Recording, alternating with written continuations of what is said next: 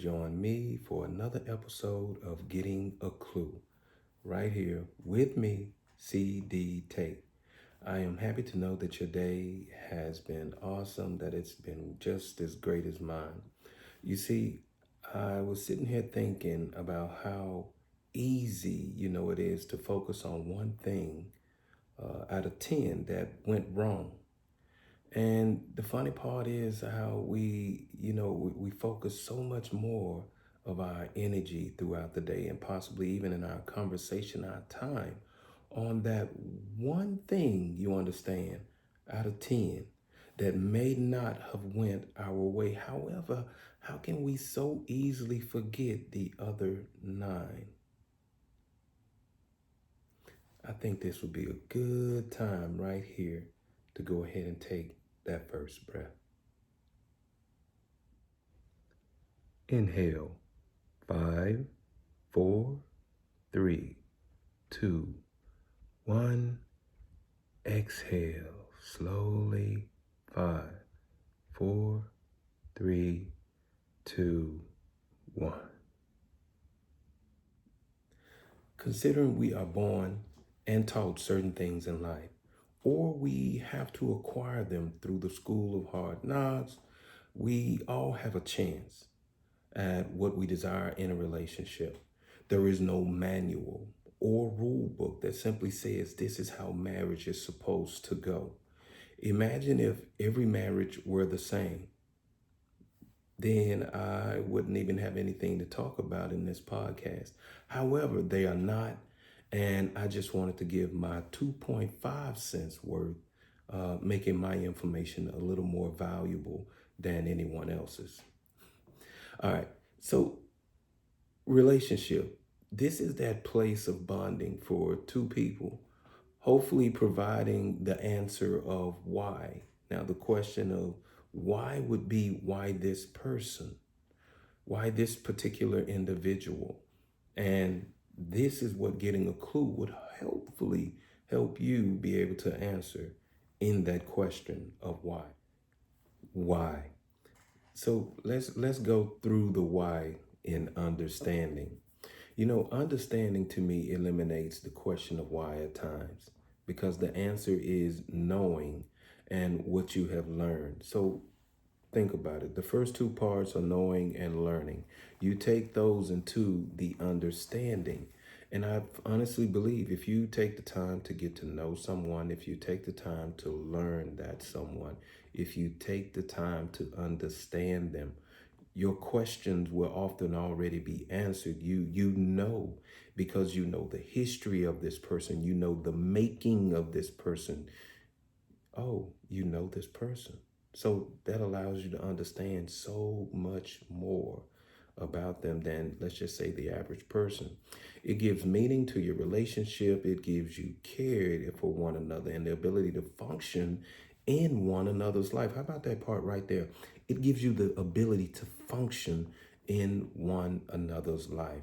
And not only are you just functioning as if you were a missing piece or a part, you're doing this together, functioning in someone's life, but you're actually doing it together. I just wanted to say that out loud once again. Um, it gives you meaning to the relationship once again, and like I said, it gives you care. It gives for one another. It gives you the ability to function in one another's life. I'm starting to like that. And as I said, you're not just like a missing piece or a part of the puzzle. You're doing this together. And it becomes, should I say, part of a focus that you have on one another. Think about that when you have the focus and the care and concern for each other. And to the point where, it becomes a part of how you may love someone. And, you love them not only with your mind, you love them with your heart, you love them even with your body. Everything that is the makeup of you, what you're comprised of becomes, you understand how you feel about this person. And I love to even go into deeper into that because I think sometimes, people come into relationships and they have things from previous relationships, and that's okay. It happens. and understand, but when you have those conversations of getting to know, learn, and understand, when you're getting a clue about someone else, those things come about. And I believe that when you get to a certain point in that relationship, the healing begins also. See, this is the thing. Does everyone that come into a relationship come in completely whole, healed, or in a sense, have ridded themselves of every lingering piece of another relationship? I'm just gonna let the clock tick on that one for a minute. Tick, tick, tick, and I'm gonna say no, no. I mean, I honestly just do not believe it. No. So, with that being said, if you're in that healing process, what does it allow? It allows your mind, you understand, to recover. Because, in a sense, people can lose their mind, but you also can regain it. And if someone else, should I say, gains the interest of your mind, that's even better because it allows you that opportunity to heal. And that's what is so awesome about this. That's part of a detox, should I say, if nothing else, where, when someone else has your mind as opposed to your old situation. But I think it's more important that you at least gain your mind, regain your mind first, if nothing else. But at the same time, it's part of healing. And also, it could be just a point of where someone has, should I say, captivated your heart, captured, captivated. The point of it is, you understand, you're not a lost soul. So all those emotions and feelings, you understand, that may have lingered in one regard, or at times you may have thought, now your focus, that focus I was talking about, is right here with this one individual. And to believe that they have that same type of focus for you, again, that's when it just becomes magical.